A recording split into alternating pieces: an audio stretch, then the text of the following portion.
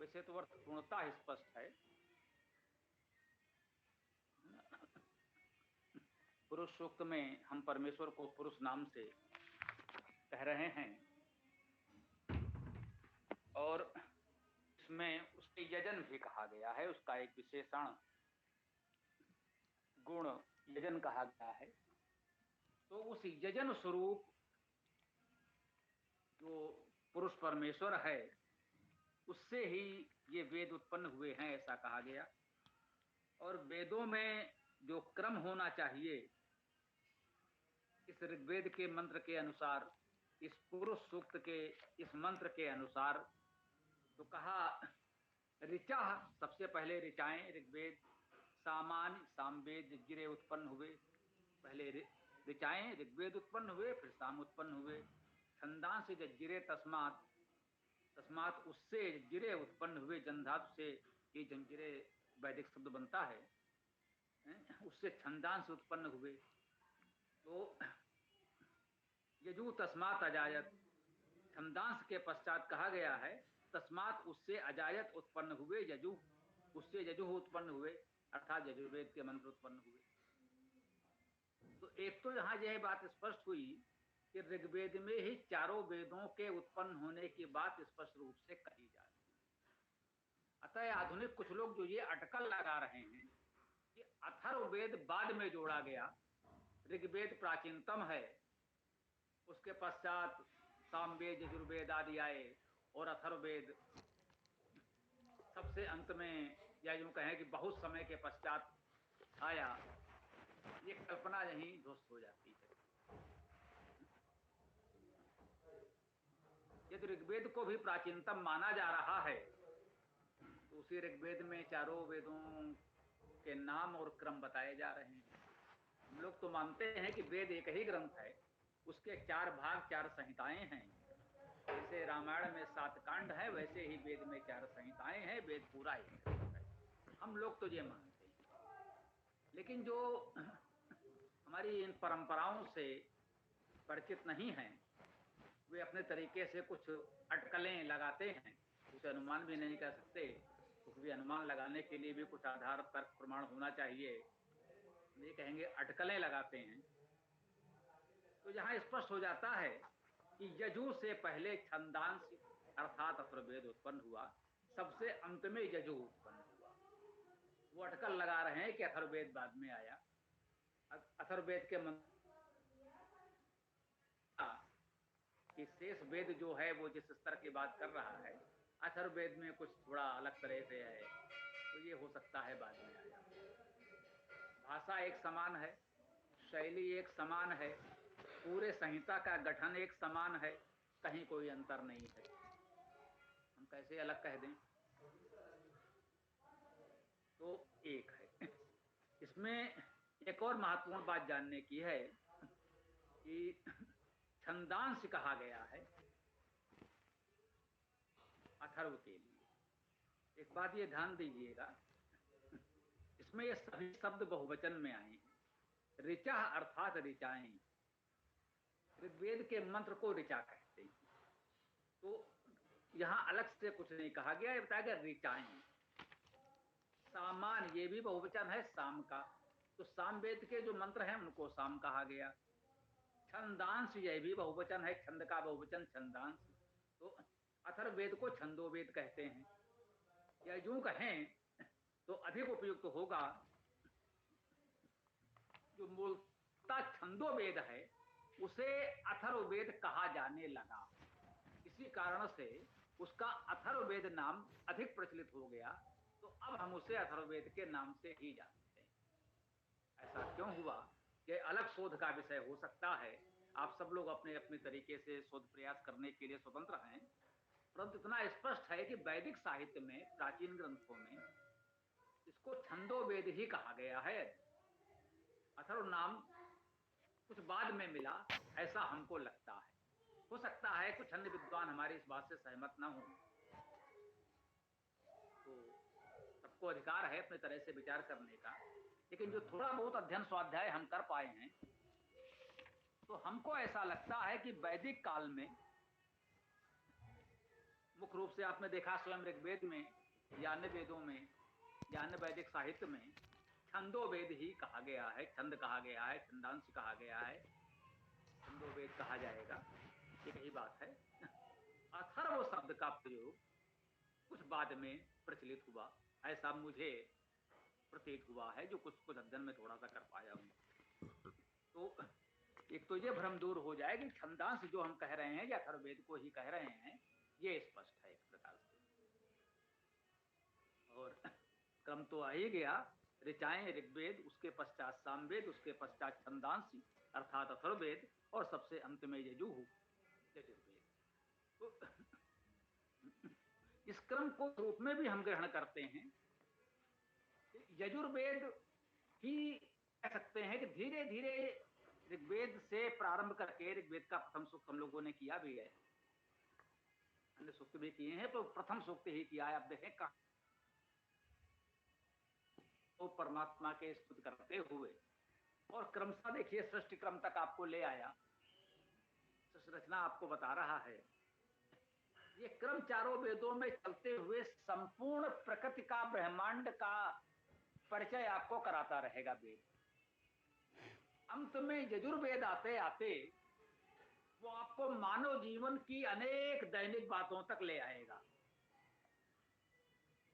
आपको तमाम सैद्धांतिक जानकारी दे दी गई, आपके दैनिक जीवन का कर्म कैसे चलेगा, आपके अपने जीवन की, परिवार की, समाज की व्यवस्थाएं कैसे चलेंगी, ये सब यजुर्वेद में अधिक प्रभावी है, ऐसा मुझे प्रतीत होता है। मैं पुनः कहूंगा, हम किसी को शास्त्रार्थ की चुनौती नहीं देते, ये गंभीर विषय है और विद्वानों में थोड़े बहुत मतभेद हो सकते हैं, वो हम स्वीकार करते हैं। सामान्यतः ये माना जाता है कि यजुर्वेद में कर्म प्रधान है, तो कुछ लोग उसका बहुत संकीर्ण अर्थ ले लेते हैं कर्मकांड, तो ऐसा नहीं है। जिन लोगों ने वेद में कर्मकांड ही खोजना चाहा है, वे तो चारों वेद संहिताओं में कर्मकांड ही खोजते हैं। उनका तो पूरा का पूरा ऋग्वेद भी केवल हवन कुंड के लिए है, तो यजुर्वेद में यदि वो खोज रहे हैं तो कौन सी बड़ी बात है। परंतु जो गंभीर अध्येता है वेद के, उन्होंने वेद मंत्रों का शब्दशाह गंभीर अध्ययन करने का प्रयास किया है। आप देखेंगे महर्षि दयानंद सरस्वती के वेद भाष्य में आपको ये कर्मकांड हवन पूजन नहीं मिलेगा। मेरी इस बात पर कोई विद्वेष हो सकता है, कुछ यार समाज में विभिन्न प्रकार के लोग हैं, अरे आपने ऐसा कैसे कह दिया कि क्या उसमें है ही नहीं, महर्षि भी हवन करते थे। हाँ बिल्कुल ठीक बात है। तो अब वो कहीं कुछ सूत्र संकेत खोज के ले आए भाषा में, कहीं संदर्भ बस, प्रसंग बस, कुछ उदाहरण के रूप में कहीं महर्षि ने उल्लेख कर दिया हो, परंतु जब आप देखेंगे उस स्वर को, तो जिस यजुर्वेद को केवल कर्मकांड का माना जा रहा हो, उसमें आपको कर्मकांड दिखेगा नहीं। जैसे अभी हमने आपको निवेदन किया कि पुरुष सूक्त जैसे अनेक सूक्त हैं जिनको षष्ठ का सूक्त माना जाता है। जैसे यजुर्वेद में एक सुसंकल्प सूक्त है, उसको मन का सूक्त माना जाता है, मन की जानकारी दी गई है। यजुर्वेद का 40वां अध्याय अध्यात्म का, आत्मा परमात्मा का, वेदांत का अध्याय माना जाता है। किसी से पूछ लीजिए कि चारों वेदों में कोई एक सूक्त है जिसे कर्मकांड का सूक्त माना जाता हो। कभी किसी ने यह बताया हो कि चारों वेदों में यह सूक्त है जो कर्मकांड सूक्त है। विभिन्न विषयों के सूक्त मिलेंगे आपको, पूरे जीवन यापन के जीवन के सभी सूक्त मिलेंगे, जीवन के सारे सूत्र मिलेंगे, जीवन के सभी पक्षों के सूत्र सूक्त आपको मिलेंगे, लेकिन ये कहीं भी हवन पूजन कर्मकांड का कोई सूक्त नहीं मिलेगा। हमारी बात छोड़ दें, आप महर्षि दयानंद सरस्वती जी के वेद भाष्य को ही देख लें, पर्याप्त है। उनसे बहुत बहुत पहले सायण और उनसे पहले हुए उबट से भी पहले स्कंद स्वामी आदि जो प्राचीन वेद भाष्यकार हैं, जिनका जो थोड़ा बहुत वेद भाष्य उपलब्ध हो पाया है, हो सकता है उन्होंने बहुत कुछ लिखा हो, समय के साथ वो नष्ट हो गया हो, हम तक न पहुंच पाया हो, लेकिन जो कुछ थोड़ा बहुत हो पाया है उसमें ऐसा कुछ है नहीं। उदाहरण के लिए, अर्थात वो विशुद्ध आध्यात्मिक भाष्य माना जाता है। जैसा कि हम आपके समझ प्रस्तुत करने का प्रयास कर रहे हैं, ये आध्यात्मिक भाषा है जो हम कर रहे हैं, उसका वेद बिल्कुल आत्मा और परमात्मा के बीच की बात है, किसी तीसरे के लिए वहां कोई स्थान नहीं है। मैं रहूं तुम रहो और तीसरा कोई ना हो। वेद वही है, सीधे सीधे भक्त और भगवान के बीच, ईश्वर और उपासक के बीच सारी बात है। हाँ, इस संदर्भ में चूंकि परमेश्वर को सही उपासक को जीवन यापन करना पड़ता है, तो जीवन के विविध विषयों की जानकारी वेद में दी गई है, जिससे हमारा जीवन सुचारू रूप से चल सके। ये तो बिल्कुल ठीक बात है।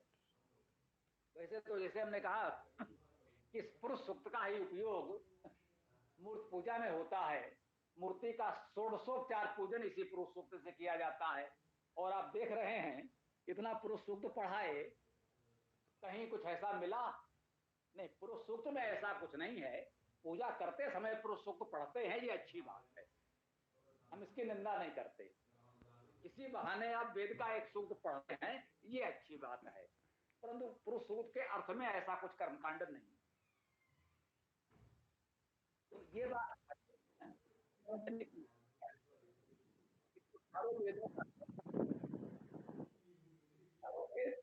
एक साथ है, ये समझ में आया ना। मुख्य बात एक तो हमने ये समझी कि चारों वेद एक साथ हैं, अलग अलग नहीं हैं। एक ही ग्रंथ वेद के चार भाग हैं और उन चारों का क्रम क्या है वो जाना है, यजुर्वेद अंत में है। और हमने भी आपसे निवेदन किया कि परमेश्वर प्रकृति की चर्चा करते करते यजुर्वेद में हमारे जीवन के सभी पक्षों का वर्णन उसमें है। हमारा व्यक्तिगत जीवन, पारिवारिक जीवन, सामाजिक जीवन, राजनैतिक व्यवस्था, सब कुछ है आपको सूत्र रूप में यजुर्वेद में मिल जाएगा। यद्यप है वो भक्त और भगवान के बीच की ही बात, किसी तीसरे की बात नहीं है, लेकिन उस भक्त के उपासक के जीवन की सुविधा के लिए किसी न किसी रूप में, सूत्र रूप में, संकेत रूप में सारी बातें हमको बता दी गई हैं। तो जैसे यजुर्वेद अंतिम है, तो एक बात और कहना चाहूंगा, यदि यजुर्वेद भी आप ढंग से पढ़ लेते हैं तो मान सकते हैं चारों वेदों के जो भी जानकारी थी वो मूल भाव आपको प्राप्त हो गया। केवल यजुर्वेद भी पूरे वेद का दसमांश है, 10वां भाग है, और इतने में आपको वेद का तत्व मिल जाता है। अब भाई यजुर्वेद में ही 1975 मंत्र हैं, कोई बात नहीं, वेद है रूप में। यजुर्वेद के अंतिम 11 अध्याय भी हम लोगों ने यजुर्वेद एकादशी के रूप में प्रकाशित किए हैं। ये भी सुखद संयोग है, आप कुछ भी कह लें। जैसा कि हमने कहा कि अंत में यजुर्वेद में संपूर्ण वेदों की बात सार रूप में है, तो उसके भी अंतिम 11 अध्याय जो हैं उसमें वर्ण व्यवस्था से लेकर परम अध्यात्म आत्मा परमात्मा के दिव्य स्वरूप तक की संपूर्ण चर्चा इन अंतिम 11 अध्यायों में।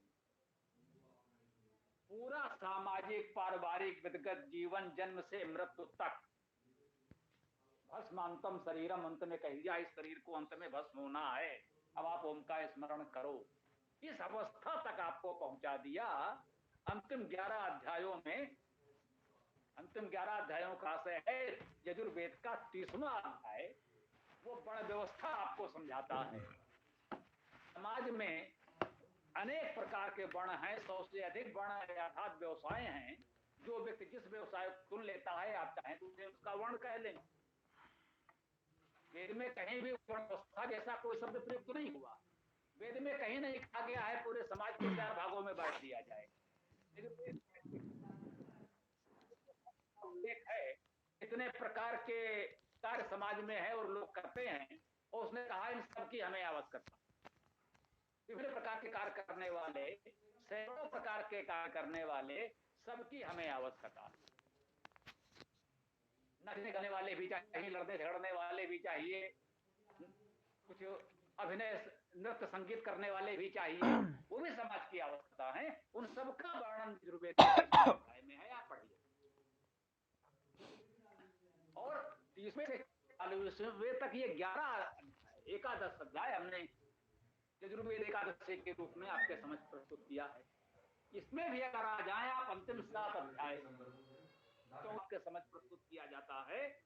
आप यदि पूरे वेद का स्वाध्याय करने का समय नहीं निकाल पा रहे हैं, आपका जीवन व्यस्त है, आज की आपाधापी में इतना समय नहीं मिल पा रहा है, तो इस प्रकार से आप प्रारंभ करते हैं, कर सकते हैं। एक तो वेदायन रूप में आप पढ़ ही रहे हैं, चारों वेदों का सारोप है। उसके पश्चात आप ये प्रयास करें, यजुर्वेद के अंतिम 5 अध्याय, अंतिम 7 अध्याय, अंतिम 11 अध्याय पढ़ लें, तो मैं कहूंगा कि आपने पूरा वेद पढ़ लिया। अब आप निश्चिंत हो जाइए, पूरी तरह निश्चिंत हो जाइए। जिसको वेद पर ही प्रमुख कार्य करना है वो शेष वेद अवश्य पढ़े, परंतु इतना भी जन सामान्य यदि पढ़ ले, जो दैनिक कार्यों में अपने आप अन्य कार्यों में लगे हुए हैं, जिनका जो भी कार्य व्यवसाय है, हर कोई केवल वेद का प्रवक्ता तो नहीं बनेगा, हर कोई वेद से तो नहीं बनेगा, तो जन सामान्य के लिए है का स्वरूप आपको मिल गया और ये यजुर्वेद के अंतिम 11 अध्याय किसी तरह से आपने कर लिए, तो मान लीजिए आप पूर्ण वैदिक हो गए, ये हम कह सकते हैं। इस मंत्र की व्याख्या में तो मेरे विचार से कोई भी शब्द ऐसा नहीं था जिसकी व्याख्या करने की अपेक्षा हो, है ना। तो उस प्रसंग बस ये बातें थोड़ा